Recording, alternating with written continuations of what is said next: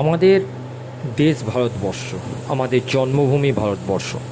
সেই জন্মভূমির প্রতি আমাদের কিছু জিকে এই ভিডিওতে তোমরা দেখতে পাবে। আমাদের দেশ কেন ভারতবর্ষ হয়েছে, কেন আমাদের জাতীয় পতাকাকে এত গৌরবময় লাগে, বর্তমানে ভারত কোন মহাদেশের মধ্যে অন্তর্গত, আমাদের জাতীয় পতাকার রঙগুলো কী কী কী কী সেই প্রতীক, সেই প্রতীকগুলো তোমরা দেখতে পাবে। গেরুয়া ত্যাগের প্রতীক, সাদা সত্যের প্রতীক, সবুজ বিশ্বাসের প্রতীক।